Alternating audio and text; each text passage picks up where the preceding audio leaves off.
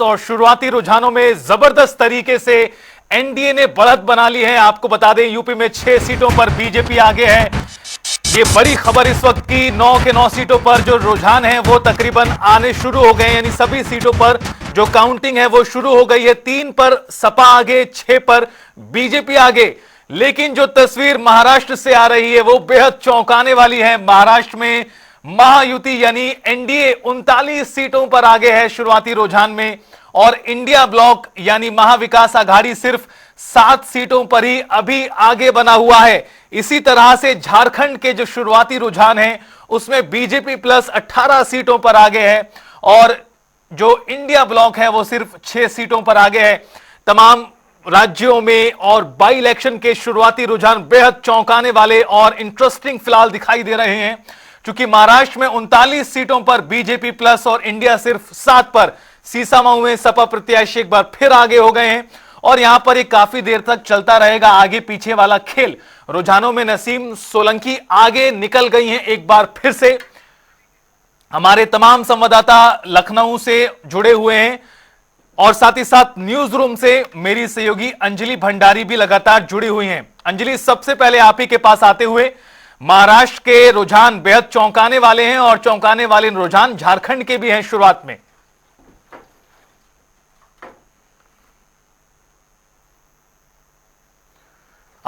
लगता है अंजलि तक आवाज नहीं पहुंच पा रही, दोबारा से कोशिश। बहुत महत्वपूर्ण जानकारी यहाँ पर सीसामऊ कि उत्तर प्रदेश में अगर बीजेपी और समाजवादी पार्टी में अभी महत्वपूर्ण सीट है, और दोनों ही पार्टियां जो हैं वो अभी कांटे की टक्कर है। समाचार संपादक वरुण गोयल जी हमारे साथ ज्यादा अपडेट के साथ यहाँ पर जुड़ गए हैं। वरुण जी, अभी उत्तर प्रदेश की अगर बात यहाँ पर की जाए तो बहुत महत्वपूर्ण रुझान यहाँ पर आ रहे हैं शुरुआती तौर पर। शुरुआती आधे घंटे में अंजलि हमारे पास सभी 9 सीटों के रुझान आ गए हैं। सबसे पहले हम रुझान बता रहे हैं, सीसामऊ से नसीम सोलंकी समाजवादी पार्टी के आगे चल रहे हैं। फूलपुर से दीपक पटेल बीजेपी के वो आगे चल रहे हैं, मुत्तबा सिद्दीकी से उनका मुकाबला था। करहल पर सबकी नजर है, गढ़ है, और तेज प्रताप यादव यहां से आगे चल रहे हैं। कुंद्रकी से हाजी रिजवान सपा के वो आगे चल रहे हैं, रामवीर सिंह पीछे हैं। कटेरी से धर्मराज निषाद जो है बीजेपी के वो आगे चल रहे हैं। मजवा से बीजेपी की सुचिस्मिता मौर्य वो आगे चल रही हैं। मीरापुर आरएलडी यानी बीजेपी गठबंधन में ये सीट है, उससे मिथिलेश पाल आगे चल रहे हैं। गाजियाबाद से संजीव शर्मा आगे चल रहे हैं, ये गाजियाबाद बीजेपी का मूलतः गढ़ माना जाता है। और खैर से बीजेपी आगे चल रही है, मतलब 6-3 की स्थिति है। कमोबेश नतीजे ऐसे आएंगे ऐसा लग भी रहा है, पर शुरुआती रुझान में बीजेपी ने 6-3 से बढ़त बनाई हुई है, यानी जो लोकसभा में डेंट था उसे कहीं ना कहीं बीजेपी यहां कवर करती हुई दिख रही है। लेकिन शुरुआती रुझानों में जिस तरीके से बीजेपी की बढ़त है, या बढ़त आगे तक कितनी बरकरार रहेगी वरुण जी, ये बहुत महत्वपूर्ण हो जाता है खासकर ऐसे चुनावों में। और ये चुनाव तो ये उपचुनाव भले ही है, लेकिन आगे का यूपी के आगे का रास्ता तय कर देंगे यहाँ पर। देखिए, जैसे सीसामऊ है, जैसे कुंद्रकी है, जैसे करहल है, ये माने जाते हैं सपा के गढ़ है। अब जो गाजियाबाद की सीट है, जो कटेरी की सीट है, ये ऐसा लग रहा है कि बीजेपी निकालेगी। सीसामऊ में शुरुआती उलटफेर हुआ था, लेकिन क्योंकि वो हॉट सीट है, हाई प्रोफाइल सीट है, चर्चित सीट रही है, विवादित सीट रही है, तो ऐसी कुछ सीटों पर नजर है। लेकिन क्योंकि लोकसभा में बीजेपी को सबसे बड़ा डेंट या सबसे बड़ी उम्मीद थी, नुकसान वहीं हुआ था, तो बीजेपी अगर यहां पर अच्छा प्रदर्शन करती है तो 27 का सेमीफाइनल जो है उससे पहले एक ट्रेंड सेट होगा कि उत्तर प्रदेश में बाबा जो है उनका जलवा बरकरार है। और उस लिहाज से अभी 6-3 का जो फिगर हमारे स्क्रीन पर ऊपर चल रहा है वो यही बता रहा है कि अभी जलवा बरकरार है। शुरुआती रुझान है, लेकिन शुरुआती रुझान में बीजेपी ठीक ठाक बढ़त बनाए हुए है। और क्योंकि जो बटेंगे तो कटेंगे का नारा जो था उस पर मोहर लगती है या नहीं, वो भी आज के जो नतीजे हैं उत्तर प्रदेश उपचुनाव के वो तय कर देंगे। एक है तो सेफ है, काफी महत्वपूर्ण यहाँ पर रहे, चर्चाओं में रहे, कई तरीके की पोस्टरबाजी यहाँ पर हुई।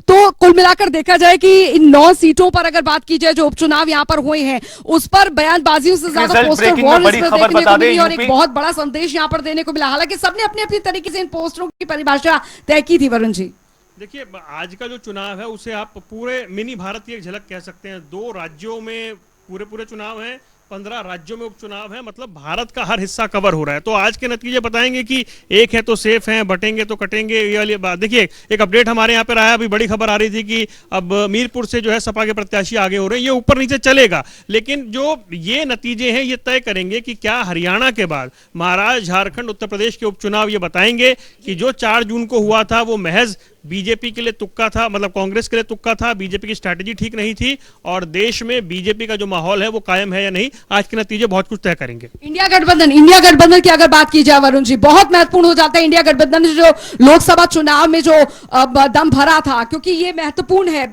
रितेश, ये महत्वपूर्ण की बात इसलिए है क्योंकि इंडिया गठबंधन का जादू लोकसभा चुनाव में जो चला था वो इन उपचुनावों में किस तरीके से चलता है ये देखना होगा। हरियाणा में हालांकि स्थिति जो थी वो दूसरी दिखी यहाँ पर, लेकिन इंडिया गठबंधन का वो जादू दोबारा चलाने की कोशिश यहाँ पर।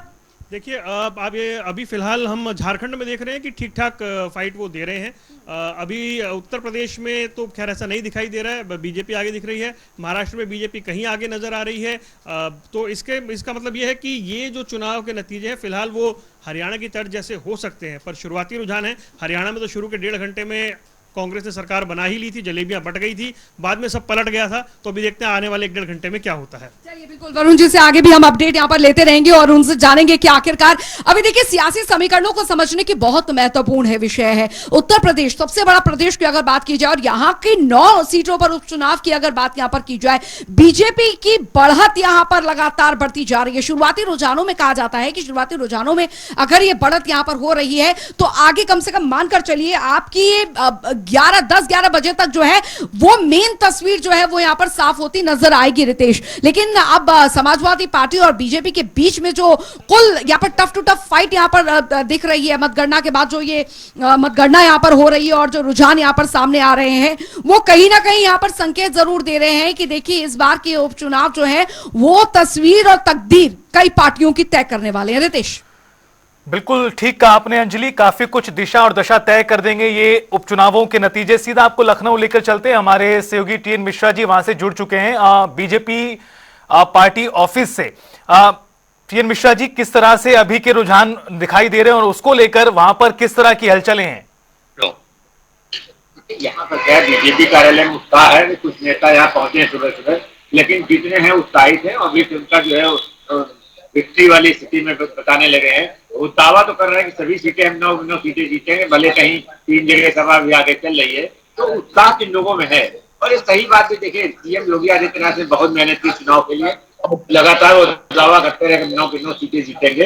अरे परिणाम दोपहर बाद जब आए तो पता चले कितने जीतेंगे, लेकिन इतना जरूरत अभी जो बढ़त भाजपा को 6 सीटों पर मिल रही है, तो इससे इनके उत्साहित नेता और कार्यकर्ता और भाजपा कार्यालय में उत्साह का माहौल बना हुआ है। टीएन मिश्रा जी, एक और सवाल आपसे, चूंकि अभी शुरुआती रुझान 6-3 यहां पर नजर आ रहा है, अगर यही परिणामों की तरफ परिवर्तित होता है तो ये बीजेपी के लिए बहुत बड़ी कामयाबी होगी, बहुत अच्छा रिटर्न होगा 24 के चुनाव यानी लोकसभा के नतीजों के बाद। एकदम आप सही कह रहे हैं। देखिए अगर इस बार जो है ये लिटमस टेस्ट माना जा रहा है बीजेपी का, अगर 2027 के चुनाव में जो है ये भाजपा इस बार जीत जाती है और ये 6 सीटें मान लिया इसको मिल जाती है, तो तब इसका तभी जीत मानी जाए, क्योंकि इंडिया गठबंधन ने दावा कर रहा था सारी सीटें जीतेंगे।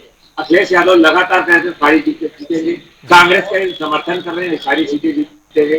तो अभी के परिणाम तो बता रहे हैं कि इंडिया गठबंधन जो है यहाँ पर हाथी में आ गया है। तो लोकसभा में उसका जादू चला था, विधानसभा उपचुनाव में नहीं चल पाया है, और यही स्थिति है कि भाजपा का मनोबल भी बढ़ा है। भाजपा ने इस बार जो पूरी मेहनत से बूथ स्तर से लेकर प्रदेश स्तर से चुनाव में सारी ताकत, जो कि 32 मंत्री लगातार चुनाव में लगे रहे, कुछ सीएम योगी आदित्यनाथ एक सीट पे 3 बार गए और उन्होंने लोगों को जागरूक किया भाजपा की नीतियों से, अपने लॉ एंड ऑर्डर से और अपने प्रदेश के विकास को लेकर के लोगों को जागरूक किया, और विपक्ष के गठबंधन को भी उन्होंने और कटेंगे बटेंगे सिद्धांत को भी खूब उन्होंने सुनाया। तो ये माना जा रहा है कि इसका फायदा जो है अब भाजपा को मिल सकता है। बिल्कुल टीएन मिश्रा जी, तो यूपी की सभी 9 सीटों पर जो रुझान है वो आ गए हैं, लेकिन जो महाराष्ट्र के अभी रुझान आ रहे हैं वो बहुत चौंकाने वाले हैं। बीजेपी प्लस की जो बढ़त है वो 46 सीटों पर आ गए, दूसरी तरफ इंडिया ब्लॉक सिर्फ 6 से 7 सीटों पर ही आगे बना हुआ है। लेकिन एक बार फिर से अपने खास मेहमानों का रुख करते कीर्ति निधि जी, शुरुआत आपसे एक बार फिर से। सभी 9 सीटों पर रुझान आ गए हैं, शुरुआती रुझान है, आधे घंटे से ज्यादा का वक्त हुआ है। 6 सीटों पर भाजपा आ गए हैं, 3 सीटों पर सपा आ गए हैं। शुरुआती रुझान में तो थोड़ा नुकसान ऐसा नजर आ रहा है आपके लिए? रितेश जी, अभी आकलन करेंगे तो निश्चित रूप से समाजवादी पार्टी 3 सीटों पे है, तो भारतीय जनता पार्टी 6 सीटों पर है। लेकिन 1-1.5 घंटे बाद कुछ तस्वीर साफ होगी 10 बजे तक। लेकिन जो बात कही जा रही है, भारतीय जनता पार्टी की 5 सीटें थी और समाजवादी पार्टी की 4 सीटें, 5 और 4 के रेशियो पे चुनाव हो रहा। अब चुनाव परिणाम तय करेंगे कि समाजवादी पार्टी 4 से कितना आगे बढ़ी या भारतीय जनता पार्टी 5 से कितना आगे। और भारतीय जनता पार्टी तो लोकसभा चुनाव में भी जिस तरीके का दम भर रही थी कि 80 की 80 जीतने के बाद जो सर्वे तमाम चैनलों पे आए वो भी इसी तरीके के आ रहे थे जी। कोई समाजवादी पार्टी को 2 सीट, कोई समाजवादी पार्टी को 3 सीट, कोई समाजवादी पार्टी को 1 सीट दे रही थी। तो गठन के बाद समाजवादी पार्टी नंबर 1 उत्तर प्रदेश में 37 सीटों के साथ देश की सबसे बड़ी तीसरी पार्टी बन गई। और गठबंधन की बात करेंगे तो 43 सीटों पे समाजवादी लेकिन पार्टी। कीर्ति निधि जी, लेकिन और उस समाजवादी वक्त पार्टी और आज भी- के वक्त में एक बड़ा बदलाव ये आया कि उस वक्त आप अलायंस में लड़ रहे थे, इंडिया ब्लॉक का छाता था, लेकिन कांग्रेस पार्टी को आपकी तरफ से सीट नहीं मिली, कांग्रेस ने मना कर दिया लड़ने से, तो वो उसका डेंट तो थोड़ा पड़ेगा ना। आपको लगता है कि लोगों के नहीं, दिमाग में इस चीज का असर पड़ेगा? ये हमारी रणनीति का हिस्सा है और हमने देखिए हमारे लिए जीत महत्वपूर्ण है जी। और हमने इसीलिए तो हरियाणा में भी कहा था कि हरियाणा में समाजवादी पार्टी नहीं मिलेगी, हमारे लड़ने से ज्यादा जरूरी है इंडिया गठबंधन का जीतना। तो हम भी तो आने लड़े थे। इस तरीके की रणनीति गठबंधन में आपसी रणनीति के तहत इस तरीके की रणनीति तय होती जी। है और एक कांग्रेस पार्टी और समाजवादी पार्टी की रणनीति का एक हिस्सा है। ठीक है, उत्तर प्रदेश की सीटों ये पर रणनीति का समाजवादी हिस्सा है। पार्टी लड़ कीर्ति रही है। निधि जी, आपका ये मानना है, ठीक है। प्रमोद जी से भी एक रिएक्शन ले लेते हैं। प्रमोद जी, 6 और 3, क्या आपको लगता है कि उसी दिशा में ये रुझान आगे बढ़ते नजर आ रहे हैं जिसकी उम्मीद आप लोग कर रहे थे? निसंदेह उसी दिशा में, थोड़ा हमारी आशाओं के अनुरूप नहीं है, अच्छा, क्योंकि हम और बढ़त की अपेक्षा रखते हैं। आश्चर्य की बात यह है कि कीर्ति जी जो कह रहे हैं अभी 10 बजे 10:30 बजे के बाद, देखिए ये जो लोग ईवीएम पे भरोसा नहीं करते, अब वो ईवीएम का प्रतीक्षा कर रहे हैं। अरे प्रमोद जी, आप भी तो आपसे कुछ देर पहले आप भी तो यही कह रहे थे, आपने भी कहा कि भाई अभी बड़ा शुरुआती रुझान है, थोड़ा वक्त ले लीजिए। अगर यही निधि जी ने कह दिया तो आपको ठीक है। हमने कभी ये नहीं कहा, हमने ईवीएम की प्रासंगिकता पर या विश्वसनीयता पर कभी कोई प्रश्न चिन्ह नहीं उठाया, लेकिन ये वो दल है जो रोज रोज गाजे बाजे के साथ ईवीएम का विरोध करते हैं। इनके नेता ने सदन में कहा है जी कि हम चुनाव चाहे बड़े जीत करके आ गए, लेकिन आज भी हम ईवीएम पर भरोसा नहीं करते। और उनका प्रवक्ता बहस करके उनके प्रवक्ता अभी ईवीएम के खुलने की प्रतीक्षा कर रहे हैं। चलिए प्रमोद जी, अभी तो रुझान, अभी तो पेस्टल और पोस्टल बैलेट की ही अभी तो काउंटिंग हो रही है, उसमें भी बीजेपी अगर आगे है तो ये बीजेपी के लिए अच्छी बात ही नजर आ रही है।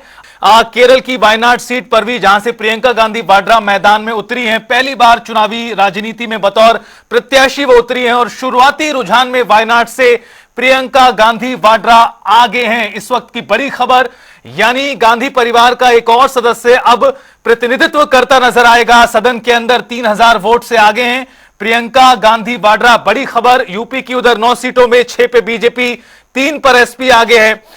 महाराष्ट्र में थोड़ा फेरबदल हुआ है, जहां एमवीए की टैली रुकी हुई थी वो बदली है। एक तरफ एनडीए 59 सीटों पर, इंडिया 31 सीटों पर। उधर झारखंड में भी 25 सीटों पर एनडीए है तो इंडिया 10 सीटों पर आगे नजर आ रहा है। हालांकि कई अन्य राज्यों में भी, राजस्थान, बंगाल, इन तमाम जगहों पर भी बाई इलेक्शन हुए हैं, लेकिन इनके शुरुआती रुझान अभी तक नहीं आए हैं। उन पर भी सभी की नजरें रहने वाली, चूंकि यहां के परिणाम भी काफी कुछ बयां करेंगे। लेकिन आपको बता दें, महाराष्ट्र को लेकर इस वक्त की बड़ी खबर और साथ ही साथ केरल की वायनाड सीट को लेकर, जहां वायनाड से प्रियंका गांधी वाड्रा शुरुआती बढ़त बनाए हुए हैं। जानकारी के अनुसार उनकी बढ़त का जो आंकड़ा है 3000 वोटों से आगे का है। 3000 वोट से आगे हैं प्रियंका गांधी। इस वक्त की बेहद महत्वपूर्ण खबर आपको बता दें, महाराष्ट्र में और झारखंड पर तो सभी की नजरें टिकी हुई हैं, लेकिन नजरें यूपी के बाई इलेक्शन पर भी हैं, क्योंकि 9 सीटों के ये परिणाम 27 का रास्ता तय करेंगे। लिटमस टेस्ट कहा जा रहा है, क्या सही में लिटमस टेस्ट साबित होगा ये? क्योंकि हाल ही में लोकसभा के नतीजे आए, लोकसभा के नतीजे बीजेपी के लिए अच्छे नहीं थे। उत्तर प्रदेश में वहां से वापसी कर रही है बीजेपी और शुरुआती रुझान में वापसी बेहतर है, लेकिन अभी काफी शुरुआती रुझान है, 1 घंटे का वक्त भी नहीं हुआ है। तो जैसा हरियाणा के वक्त हुआ था, 1.5 घंटे 2 घंटे तक कांग्रेस पार्टी 70 तक पहुंच गई थी और जब कुछ देर बाद तस्वीर बदली तो उतरकर इतना नीचे आई कि सरकार नहीं बना पाई। लेकिन इस बीच की बड़ी खबर, बड़ी जानकारी, रिजल्ट ब्रेकिंग में लगातार यूपी की सीसामऊ में एक बार फिर पलट गया है खेल। रिजल्ट ब्रेकिंग में बड़ी खबर, नसीम सोलंकी को लेकर बड़ी खबर सामने आई है। बीजेपी प्रत्याशी यहां आगे निकल गए। नसीम सोलंकी जो इरफान सोलंकी की धर्मपत्नी है वो पीछे हो गई एक बार फिर। यहां पर बड़ी खबर सीसामऊ सीट को लेकर, आपको बता दें यूपी की सीसामऊ सीट में पलटा है खेल। यानी आप इस बात का अंदाजा यहां लगा सकते हैं कि जो यहां पर कॉन्टेस्ट है वो काफी ज्यादा नेक टू नेक है और काफी ज्यादा आगे पीछे की स्थिति, वोटों में अंतर ज्यादा है नहीं। यही कारण है कि कभी नसीम सोलंकी आगे निकल रही हैं तो कभी बीजेपी के जो उम्मीदवार हैं वो आगे बढ़ जा रहे हैं। तो उत्तर प्रदेश की 9 सीटों पर आज उपचुनाव के नतीजे आने वाले हैं। ये उपचुनाव के नतीजे बहुत कुछ बयां करेंगे, प्रदेश की सियासत की हवा को क्या बदलने का भी मादा रखेंगे, ये परिणाम बताएंगे। चूंकि कयास कई तरह के लगाए गए पूर्व के समय में, लेकिन आज की बात करें, आज बेहद महत्वपूर्ण है। महाराष्ट्र में भी 100 से ज्यादा सीटों के रुझान लगभग सामने आ गए हैं। महाराष्ट्र में भी तस्वीर इसी तरह की है, 25 पर बीजेपी प्लस और 10 पर इंडिया ब्लॉक। चलिए एक बार फिर आपको न्यूज रूम का रुख कराते हैं। न्यूज रूम से मेरी सहयोगी अंजलि जुड़ी हुई हैं। अंजलि, किस तरह की अपडेट तमाम राज्यों को लेकर और बाई इलेक्शन के मद्देनजर? देखिए, अभी फिलहाल अगर हम जैसे कि बता रहे हैं यूपी की अगर बात की जाए तो बीजेपी के लिए काफी अच्छे रुझान जो है वो यहाँ पर आ रहे हैं। 8 सीटों पर, जैसा भी मुझे जानकारी यहाँ पर डेस्क से मिली है कि 8 सीटों पर बीजेपी जो है वो यहाँ पर आगे चल रही है। तो कुल मिलाकर रुझान बीजेपी के पक्ष में यहाँ पर जाते दिख रहे हैं। केदारनाथ से भी बीजेपी के लिए अच्छी खबर यहाँ पर आ रही है, वहां पर भी बीजेपी जो है केदारनाथ में आगे यहाँ पर चल रही है। वायनाड से हालांकि खबर जो है वो कांग्रेस के लिए बेहतर है, क्योंकि हालांकि काफी प्रभाव जो है वो वहां पर राहुल गांधी का माना जाता था, और अब जब प्रियंका गांधी और राहुल गांधी ने पहले ही इस बात का जिक्र किया था कि प्रियंका गांधी जो है वो उनसे भी अच्छा काम यहां पर करेंगी, तो ये तो यहां पर तय ही था कि वायनाड की अगर बात यहां पर की जाए तो प्रियंका गांधी वाड्रा। अंजलि, महाराष्ट्र के रुझानों पर भी नजर डालें, अगर आपके पास ताजा रुझान महाराष्ट्र के आए हो तो बड़ा फेरबदल महाराष्ट्र में नजर आ रहा है। देखिए, महाराष्ट्र का जिक्र करें, अभी जो स्थिति महाराष्ट्र की है, बीजेपी 60 पर यहां पर बनी हुई है, और अगर बात यहां पर की जाए इंडिया गठबंधन 41 पर, तो बीजेपी और इंडिया गठबंधन में अभी जो है कुल मिलाकर आंकड़े, अभी रुझानों की अगर बात यहां पर की जाए तो ये अंतर जो है वो शायद आगे चलकर कम यहां पर हो सकता है, लेकिन बीजेपी के लिए महाराष्ट्र से अभी अच्छी यहां पर खबर आ रही है। और महाराष्ट्र की सियासत की बात की जाए तो बीजेपी के लिए रोकूंगा मैं आपको, एक बार मैं आपके पास दोबारा से आता हूं, लेकिन महाराष्ट्र को लेकर ताजा जानकारी अपने दर्शकों के साथ साझा कर दें कि 56 सीटों पर एनडीए और इंडिया ब्लॉक अब बना हुआ है। यानी जो पहले तस्वीर बिल्कुल बदली हुई थी उसमें अब कांटे की टक्कर, जिस तरह से एग्जिट पोल में अनुमान लगाया गया था कि कांटे की टक्कर यहां रह सकती है, तो फिलहाल स्थिति उसी तरह की है। करीब करीब बराबर सीटों पर बीजेपी के नेतृत्व वाला महायुति है तो कांग्रेस के नेतृत्व वाला महाविकास आघाड़ी है। जी अंजलि। बिल्कुल बिल्कुल रितेश, क्योंकि हम महाराष्ट्र की सियासत की बात कर रहे थे और बीजेपी के लिए हमेशा एक्सपेरिमेंटल ये महाराष्ट्र की यहाँ पर सियासत जो है वो रही है, लेकिन अब कुल मिलाकर जो तस्वीर यहाँ पर बदली है वो बीजेपी के लिए शुरुआती रुझानों में काफी महत्वपूर्ण यहाँ पर लग रही है। और जो बीच में हमने देखा था कि महाराष्ट्र की राजनीति में उलटफेर हुआ था और किस तरीके से वहां पर पूरा जो सियासी तस्वीर थी वो बदली थी, उसके बाद से ही ये महाराष्ट्र की तस्वीर जो थी, एक परंपरा जो थी वो टूटी और तस्वीर वहां पर बदली। लेकिन बीजेपी ने जो अभी वहां पर मास्टर स्ट्रोक चला था वो शायद हो सकता है कि वहां पर काम आया है, और कुल मिलाकर ये एक बहुत बड़ी वजह है कि बीजेपी के पक्ष में शुरुआती रुझान कम से कम महाराष्ट्र में जो है वो यहां पर सामने आते दिख रहे हैं। लेकिन उत्तर प्रदेश की अगर बात की जाए रितेश, तो उत्तर प्रदेश में जो है वो स्थिति और तस्वीर जो है वो बेहद चौंका देने वाली है, क्योंकि हमने उत्तर प्रदेश में जिस तरीके से धुआंधार प्रचार प्रसार देखे थे और वो एक तरीके से एग्जिट पोल में जो तस्वीरें निकलकर सामने आई थी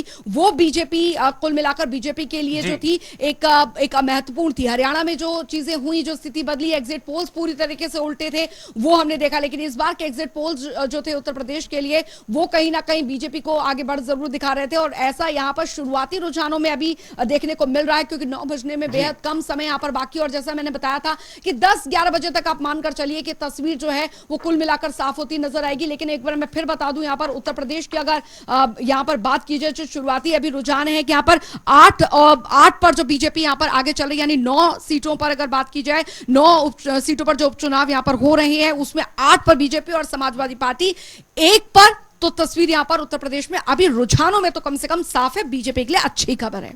कह सकते हैं अंजलि कि सिर्फ एक करहल सीट को छोड़ दें तो सभी 8 सीटों पर बीजेपी आगे निकल गई है प्रदेश में।